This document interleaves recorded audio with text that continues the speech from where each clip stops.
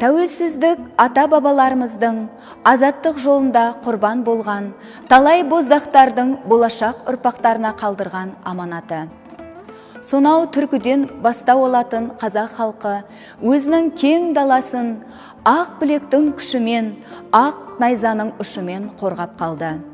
18-19 ғасырда қазақ елі тәуелсіздігі үшін Ресей саясатына қарсы келсе, 20 ғасырдағы ашаршылық, зиялы қауымды құрту, екінші дүниежүзілік соғысы, осы алапаттың соңы 1986 жылғы егемендігін аңсаған жастардың отты оқиғасы қазақ елінің тәуелсіздік алар күн туғанын әлемге паш еткендей.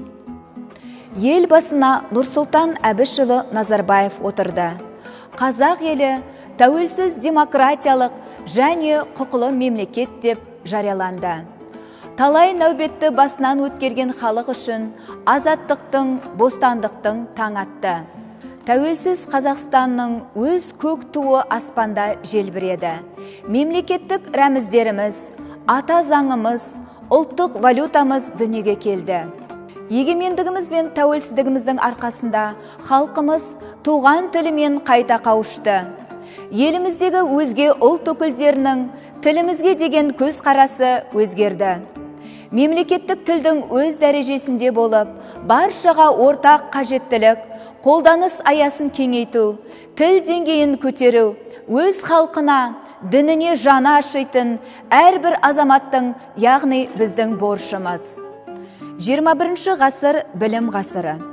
Біздің алға қойған мақсатымыз өткенімізді білетін, бүгінді түсінетін, ертеңімізге сеніммен қарайтын ұрпақты тәрбиелеу. Тәуелсіздік біздің алдымыздағы жарқын болашаққа жол ашып берді. Біз сол жолдан бұлтармай алға баса береміз. Осы бақыт үшін баршамыз тәубе дейміз. Осы жолда біліміміз бен білігімізді, қайратымыз бен қанымызды аямай жұмсаймыз. Сарыарқаның кең жазық даласындағы астанамыз Нұрсұлтан қаласы әлем халқын таң қалдыра бой көтеруде. Бүгінде тәуелсіз Қазақстанды дүние жүзі тануда. Менің Қазақстаным бейбітшілік елі.